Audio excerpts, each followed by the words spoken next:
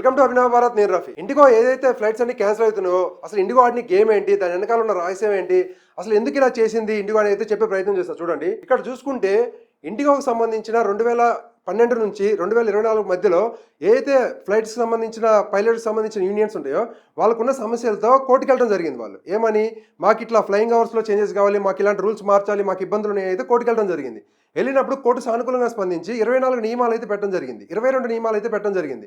22 నియమాల్లో 15 నియమాలు వచ్చేసి మనకి ఏదైతే 2024 ఫిబ్రవరిలో కోర్టు ఆర్డర్ ఇచ్చింది. ఏమని, ఏదైతే పైలట్కి సంబంధించిన సమస్యలు ఉన్నాయో వీటికి సంబంధించిన 22 నియమాల్లో 15 నియమాలు వచ్చేసి 2025 ఫిబ్రవరిలో అమలు చేయాలి, మిగిలిన 7 నియమాలు వచ్చేసి 2025 నవంబర్లో అమలు చేయాలి చెప్పడం జరిగింది. దీనికి సంబంధించి కేంద్ర ప్రభుత్వం కూడా సానుకూలంగా స్పందించింది.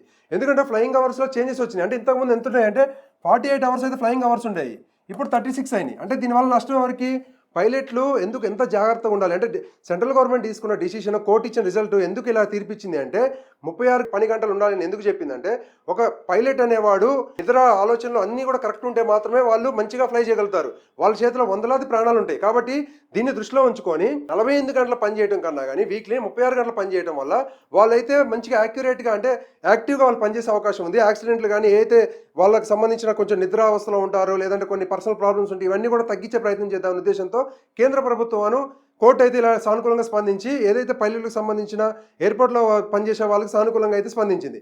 దీనికి సంబంధించి ఏం చేసింది, ఇండిగో ఏం చేయలేకపోయింది. కోర్టుకి వెళ్ళిన ఢిల్లీ కోర్టు అయితే ఆర్డర్ ఇచ్చింది, కానీ ఇక్కడ ఇండిగో ఏం చేయలేని పరిస్థితులు ఏం చేసిందంటే, ఏదైతే కోర్టు చెప్పిన నియమాలు 22 నియమాలు ఉన్నాయో 15 నియమాలు మన 2025 ఫిబ్రవరిలో అమలు చేసింది. ఇంకొక 7 నియమాలు ఏదైతే ఉన్నాయో రూల్స్, ఇవి ఇప్పుడు నవంబర్లో అమలు చేసింది. అయితే ఇక్కడ ఏం చేసింది అంటే, ఇక్కడ గేమ్ ఆడింది ఎవరంటే, ఇక్కడ పులి వచ్చేసి ఇండిగో, ఇక్కడ జింక వచ్చేసి ఎవరు, కేంద్ర ప్రభుత్వం, ఇక్కడ ఎర్రలు వచ్చేసి ఎవరు, మన ప్రజలు, సామాన్య ప్రజలు ఇక్కడ ఎర్రలుగా వాడుకున్నారు. ఎవరు వాడుకున్నారు, ఇండిగో వాడుకుంది. ఈ గేమ్ ఏదైతే ఆడిందో ఇండిగో, ఈ గేమ్ లో ఫూల్స్ అయింది ఎవరు, ఇప్పుడు సెంట్రల్ గవర్నమెంట్ ఫూల్ అయింది. అత్యంత దారుణంగా మోసపోయిన అంటే ఫూల్ అయిపోయిన వాళ్ళు ఎవరంటే ప్రజలే. అంటే ప్రజల్ని ఇంతలాగా మోసం చేస్తుందని ఇండిగో ఇలా మోసం చేస్తుందని అయితే కేంద్ర ప్రభుత్వానికి కూడా తెలియదు. కేంద్ర ప్రభుత్వం కూడా ప్రజల సైడే ఉంది. ఎవరైతే ఇండిగో ఈ గేమ్ అంతా ఆడిందో, ఈ గేమ్ వెనకాల ఉన్నది మొత్తం కూడా, ఈ గేమ్ మొత్తం కూడా ఇండిగో సంస్థ ప్లాన్ ప్రకారం ఆడింది. ఎలా ఎందుకు చెప్తున్నాను ఇలా అంటే, ఉదాహరణ చూసుకుంటే మనకి ఫస్ట్ నుంచి ఎప్పుడు ఫిబ్రవరి నుంచి కూడా నవంబర్ వరకు కూడా ఫ్లైట్లు ఎక్కడ కూడా క్యాన్సిల్ అవ్వలేదు, ఎక్కడా కూడా లేట్ లేదు. ఎప్పుడైతే నవంబర్లో సెకండ్ షెడ్యూల్ రూల్, సెకండ్ ఫేజ్లో ఏదైతే 7 రూల్స్ ఉన్నాయో ఆ రూల్స్ అప్లై చేయాలి కాబట్టి, అమలు చేయాలి కాబట్టి, అవి అమలు చేసిన తర్వాత ఇప్పుడు డిసెంబర్ నెక్స్ట్ మంత్, ఈ మంత్ డిసెంబర్ కాబట్టి, ఈ డిసెంబర్లో ఏ అయితే ఎక్కువ వెకేషన్స్కి వెళ్తూ ఉంటారు, ఎందుకంటే క్రిస్మస్ హాలిడేస్ ఎక్కువగా ఉంటాయి. ఈ టైంలో వింటర్ కాబట్టి ఫారెన్లో కొంచెం బాగుంటుంది అని చెప్పేసి చూడడానికి ఎక్కువ వెకేషన్స్కి వెళ్తూ ఉంటారు. ఈ డిసెంబర్ మంత్లో హాలిడేస్ ఎక్కువ ఉంటాయి. ఫారిన్ కంట్రీస్లో క్రిస్మస్ వేడుకలు బాగా చేస్తారు. ఇంకా పిల్లలు కూడా హాలిడేస్ ఉంటాయి కాబట్టి ఎక్కువ మంది వెళ్ళే ప్రయత్నం చేస్తూ ఉంటారు విదేశాలకి. కాబట్టి ఈ టైంలో వెకేషన్స్కి వెళ్ళే టైంలో వీళ్ళు కావాలనే ప్రజలు ఇబ్బంది పడితే ఆటోమేటిక్గా గవర్నమెంట్ కిందకి దిగి వస్తుంది అనే ఆలోచన వాళ్ళకి తెలుసు, వాళ్ళకు ఉంది. ఈ గేమ్లో మెయిన్గా ఇండిగో వాడిన అస్త్రం ఏంటంటే ప్రజల్ని ఎరగా వాడి కేంద్ర ప్రభుత్వాన్ని కిందకి దించింది. కేంద్ర ప్రభుత్వం అనేది మోసపోయింది ఇండిగో చేతిలో. ఎందుకు మోసపోయింది, అసలు ఎందుకు కారణాలు ఏంటో చూసుకుంటే, ప్రధానంగా చూసుకుంటే 66% అయితే ఇండిగో ఆక్యుపై చేసింది. అంటే మన ఇండియాలో ఉన్న ఫ్లైట్స్లో 2 సంవత్సరాల ఆధీనంలోనే ఉన్నాయి.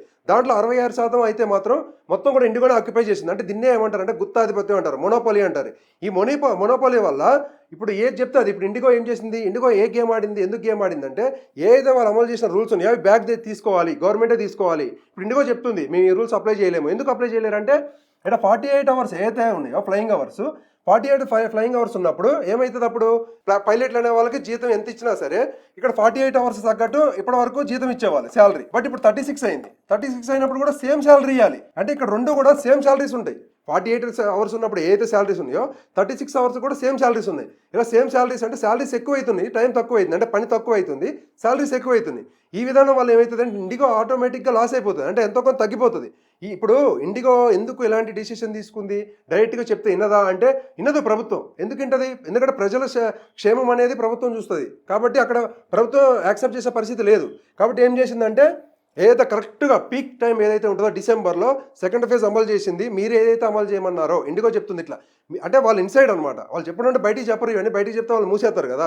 వాళ్ళు ఇన్సైడ్ ఏమనుకుంటారంటే, గవర్నమెంట్ ఏదైతే చెప్తుందో రూల్స్, ఆ రూల్స్ ప్రకారమే మనం వెళ్దాం. 7 రూల్స్ ఏదైతే ఉన్నాయో నవంబర్ అప్లై చేయాల్సినవి మనం దాన్ని అప్లై చేద్దాం, అంటే వాటిని అమలు చేద్దాం.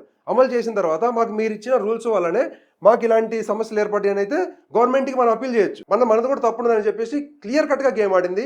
ఎర్రలుగా ప్రజలను వాడుకుంది. సాధారణ ప్రజలు, సామాన్య ప్రజలు ఎవరైతే ఉంటారో వీళ్ళు బలైపోయారు ఈ మధ్యలో. ఎంతమంది, నేను నిన్నగాక మొన్న స్టార్ హాస్పిటల్కి వెళ్తే ఏదో ఆపరేషన్ మీద డాక్టర్ గారు వెళ్ళాలంట, ఎక్కడికి ఢిల్లీ వెళ్ళాలంట. వెళ్ళాల్సి ఇండిగో ఫ్లైట్ క్యాన్సిల్ అయిందమ్మా నాతో చెప్పారు ఆయన. నువ్వేం చేస్తావు, నేను జర్నలిస్ట్ సార్ అంటే, చూడమ్మా నేను ఆపరేషన్ కోసం ఢిల్లీ వెళ్ళాలి, నాకు ఫ్లైట్ క్యాన్సిల్ అయిపోయింది అయితే ఆయన నాతో చెప్పిండు. అంటే ఇట్లా ఆపరేషన్స్కి వెళ్ళాల్సిన డాక్టర్లు, చదువుకోవడానికి వెళ్ళాల్సిన స్టూడెంట్స్, ఇంటర్వ్యూస్కి వెళ్ళాల్సిన చాలామంది ఇంటర్వ్యూస్కి వెళ్ళాల్సిన స్టూడెంట్స్, ఇంటర్వ్యూస్కి వెళ్ళాల్సిన నిరుద్యోగులు, ఇంకా ఫారినర్కి వెళ్ళి చదువుకోవాలనుకున్న విద్యార్థులు, వీళ్ళందరూ కూడా ఇలా వల్లేగా ఇబ్బందులు పడది. వాళ్ళకి ఏమైనా కంపోజిషన్ ఇస్తారా? ఏమైనా ఇస్తారా? నష్టపరిహారం ఇవ్వరు కదా. ఇప్పుడు సీఓ బయటకు వచ్చి ఏం చెప్తారంటే, ఎందుకు వస్తుండే ఇప్పుడు బయటికి ఎందుకు వస్తున్నాయంటే, గవర్నమెంట్ ఏం తీసుకుందంటే, ఏం చెప్పిందంటే, మేము ఏదైతే రూల్స్ చెప్పామో వాటిని పోస్ట్ పోన్ చేస్తున్నాం, అంటే ఎక్స్టెండ్ చేస్తున్నాం. అంటే ఇప్పుడు మనకు నవంబర్లో అప్లై చేయాల్సిన రూల్స్ ఏదైతే ఉన్నాయో, కోర్టు చెప్పిన రూల్స్, వీటిని 2026 ఫిబ్రవరికి పోస్ట్ పోన్ చేస్తున్నాం అయితే చెప్పడం జరిగింది. అంటే చూడండి ఇక్కడ ఏదైతే కోర్టు మన అత్యంత పవర్ఫుల్ అయిన న్యాయ వ్యవస్థ ఉందో, న్యాయ వ్యవస్థని అలాగే అత్యంత పవర్ఫుల్ గవర్నమెంట్ అంటే మన ప్రపంచం మొత్తం, దేశాలు మొత్తం గడగలాడించే మన ఇండియన్ గవర్నమెంట్ సైతం, కోర్టుల్ని ఇండియన్ గవర్నమెంట్ సైతం కిందకి తీసుకొచ్చిన సంస్థ ఏదైనా ఉన్నట్టు ఇండిగో సంస్థ. ఎందుకు ఇలా తీసుకొచ్చింది?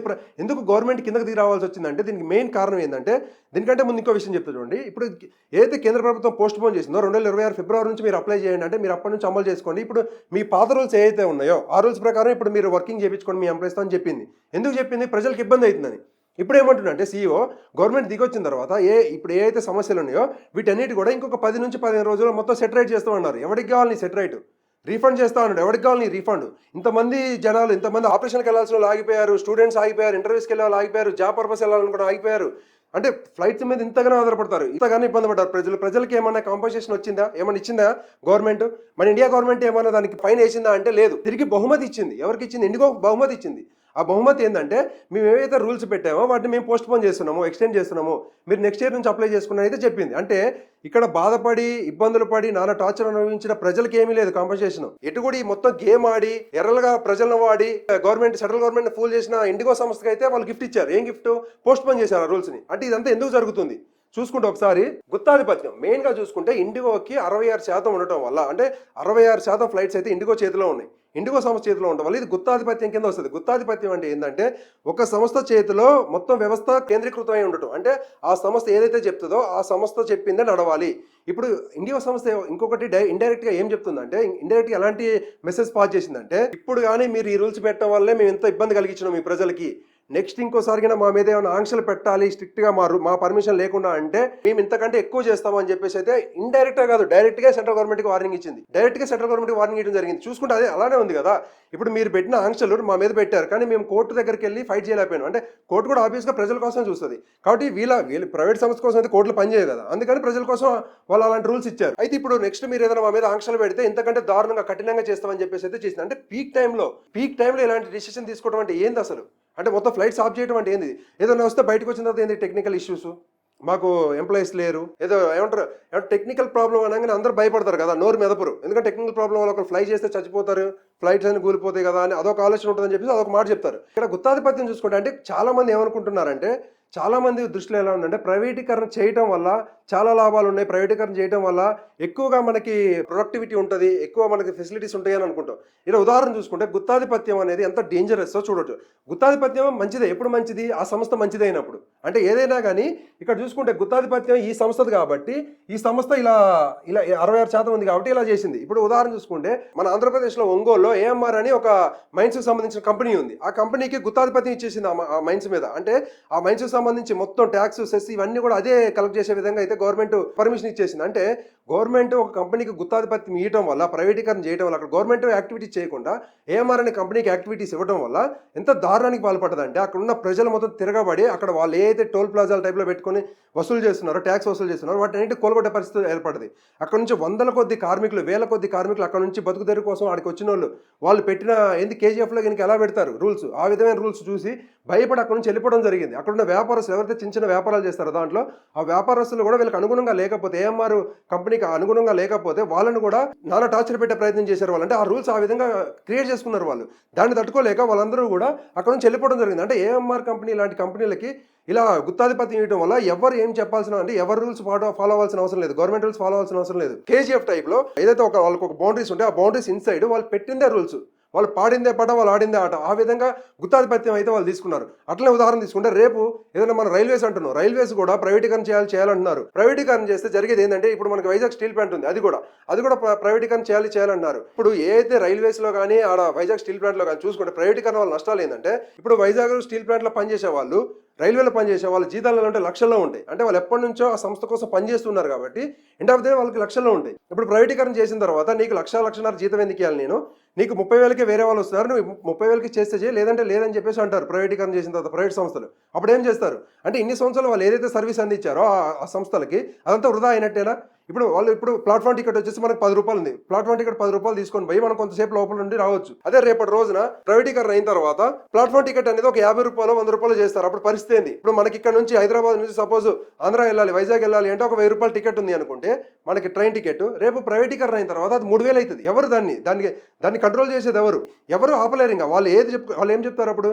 మాకు అప్పగిచ్చారు, మేము ప్రైవేట్ ఆర్గనైజేషన్, అంటే ప్రైవేట్ ఆర్గనైజేషన్స్ ని క్వశ్చన్ చేసే అధికారం ఎవరికీ లేదు అనేది ప్రైవేట్ సంస్థలకి ఒక ఇది వచ్చేసింది, ఒక కాన్ఫిడెన్స్ వచ్చేసింది. ప్రైవేట్ సంస్థలు ఎంతైనా రేట్లు పెట్టొచ్చు, ఎంతైనా వసూలు చేయొచ్చు, ఏమైనా చేయొచ్చు అనేది అయితే ప్రైవేట్ సంస్థల్లో ఒకటి ఉంది. అది ఎందుకు ఉంది అంటే ఇలాంటి గుత్తాధిపత్యాల వల్ల. అసలు గుత్తాధిపత్యం వల్ల నష్టాలు ఏంది, గుత్తాధిపత్యం లేకపోతే ఎంత సాఫీగా నడుస్తాయి వ్యవస్థలు అనేది చెప్తా చూడండి. ఇక్కడ ఏ అనేది ఒకటి, బిసిడి ఈ సంస్థలన్నీ ఉన్నాయి, ఏబిసిడి అనే ఇట్లా 5 సంస్థలు ఉన్నాయి. ఈ 5 సంస్థల్లో ఇక్కడ ఇండిగో ఉంది, ఇక్కడ ఏదో బి అనే సంస్థ ఉంది, సి అనే సంస్థ ఉంది, డి అనే సంస్థ ఉంది. ఈ సంస్థలో ఏ అనే సంస్థ ఏదైతే ఉందో ఇండిగో ఏం చేసింది, 60% అయితే గుత్తాధిపత్యంతో ఉంది. అంటే గుత్తాధిపత్యం అంటే ఏంటంటే ఆ సంస్థకి ఎక్కువ దాంట్లో పార్ట్నర్షిప్ ఉండడం వల్ల దాన్ని గుత్తాధిపత్యం అంటారు. అదేం చెప్తే అదే నడుస్తుంది కాబట్టి ఇక్కడ ఇండిగో అదే నడుస్తుంది కాబట్టి ఇక్కడ 67% ఉంది.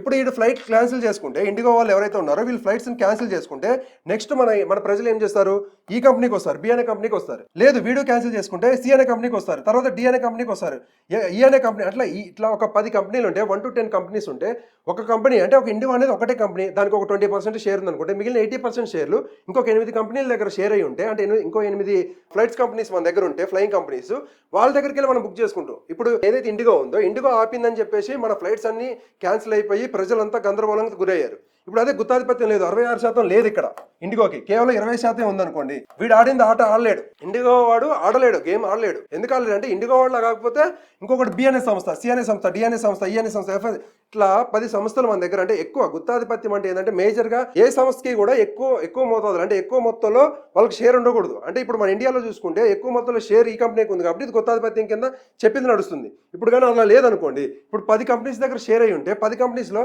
ఇప్పుడు ఈ ఇండిగో వాడు సైలెంట్గా ఉన్నా సరే మిగిలిన 9 కంపెనీస్ చూస్ చేసుకుంటారు ప్రజలు. ఇంకో 2 ఫ్లయింగ్ కంపెనీస్ ఆగిపోయినా సరే, ఇలాంటి ఏదైనా గేమ్ ఆడినా సరే ఇంకా మనకి 7 ఉంటాయి. ఆ 7లో మనం యూజ్ చేసుకుంటాం, ప్రజలు యూజ్ చేసుకుంటారు. ఈ 7 కాదనుకుంటే మొత్తం 5 పోయినాయి అంటే ఇంకో 5 కంపెనీస్ ఉంటాయి, 8 పోయినాయి అంటే ఇంకా 2 ఉంటాయి. అంటే ఈ విధంగా గుత్తాధిపత్యం అనేది లేకుండా, ప్రైవేటీకరణ లేకుండా గవర్నమెంట్ కంట్రోల్ అయితే ఉన్నట్లయితే 100% అయితే ప్రజలకు ఇలాంటి సమస్యలు రావు. ఏదైతే ఇండిగో చేస్తున్నా ఇలాంటి పిచ్చి పనులు ఉన్నాయో ఈ పనులన్నింటినీ కూడా సెంట్రల్ గవర్నమెంట్ ఏదైతే ఉందో ఏవియేషన్ మినిస్ట్రీ కంపల్సరీగా వీళ్ళ మీద ఫైన్లు వేయాలి. వీళ్ళని ఇంకా బేర్ చేయొద్దు. ఇలాంటి వాళ్ళని బేర్ చేయడం వల్ల భారతదేశ ప్రజలే కాదు ప్రపంచవ్యాప్తంగా ఈ న్యూస్ అయితే స్ప్రెడ్ అయిపోయింది. అంటే అక్కడ ఇండిగో అనేది భారత గవర్నమెంట్ని భారత న్యాయ వ్యవస్థను సైతం లెక్క చేయకుండా వాళ్ళు పనిచేస్తున్నారు. వాళ్ళను అంటే భారతదేశ ప్రభుత్వాన్ని వాళ్ళు వణికిస్తున్నారు అనేది అయితే ప్రపంచవ్యాప్తంగా అయితే న్యూస్ వెళ్ళిపోతుంది ఇప్పుడు. కాబట్టి ఇలాంటివన్నీ పోవాలంటే గవర్నమెంట్ స్ట్రిక్ట్ రూల్ తీసుకోవాలి, గుత్తాధిపత్యం అనేది మానేపియాలి. ఇలాంటి చర్యలు ఫ్యూచర్లో కాకుండా ఉండాలి అంటే ప్రభుత్వాలు అయితే సరైన పనిష్మెంట్ ఇచ్చి గట్టి ఫైన్లు వేయడం ద్వారానే దీని నుంచి అయితే సొల్యూషన్ ఉంటుంది. ఇప్పుడు ప్రైవేటీకరణ ఎందుకు వద్దంటున్నారు, ప్రభుత్వం అండర్లో పనిచేసే సంస్థలు ప్రైవేటీకరణ ఎందుకు చేయకూడదు అంటున్నారు అంటే ఉదాహరణ ఇదే. అంటే ప్రైవేటీకరణ చేయడం వల్ల కేవలం ఎంప్లాయీస్కే కాదు, దాంట్లో పనిచేసే ఎంప్లాయీస్కే కాదు, సాధారణ ప్రజలకు కూడా ఇలాంటి ఇబ్బందులు వస్తాయి. ఇదే మనకు మంచి ఉదాహరణ.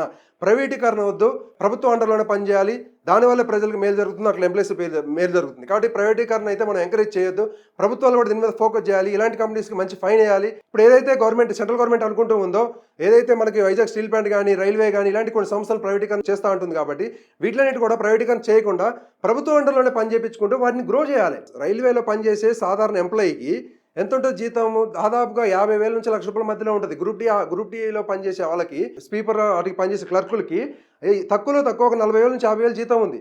అలాంటిది ఇప్పుడు వందే భారత్ ఉంది, వందే భారత్ ట్రైన్లో పనిచేస్తే అంతా కాంట్రాక్ట్ ఉద్యోగులు, చిన్న ఉద్యోగులు, వాళ్ళకి 15,000 నుంచి 20,000 ఉంది. అంటే వందే భారత్ ట్రైన్ అంత నీట్నెస్గా పెట్టుకునే ఎంప్లాయీస్కి 15,000 నుంచి 20,000 ఇచ్చి వందే భారత్ ఎట్లా నడిపిస్తుంది కాంట్రాక్ట్ బేస్ మీద? పర్మనెంట్గా 50,000 నుంచి ₹1,00,000 జీతాలు ఇచ్చే గవర్నమెంట్ ఎందుకు చేపిలేకపోతుంది పని? అక్కడ లోపం ఎవరిది? వ్యవస్థది లోపం. వ్యవస్థలో పనిచేసిన హైర్ అఫీషియల్ది లోపం. అక్కడ పని చేయమంటే ఎందుకు చేయరు? 50,000 జీతం వచ్చేటప్పుడు ఎందుకు చేయరు వాళ్ళు? ₹1,00,000 జీతం ఇచ్చేటప్పుడు ఎందుకు చేయరు? 15,000 ఇస్తున్న వాళ్ళ దగ్గర నుంచి ఇంత పని ఎక్స్పెక్ట్ చేస్తున్నప్పుడు, ఏదైతే కాంట్రాక్ట్ బేసిక్ మీద చేస్తారో వాళ్ళ నుంచి అంత ఎక్స్పెక్ట్ చేస్తున్నప్పుడు నీట్నెస్గా ఉంటాయి.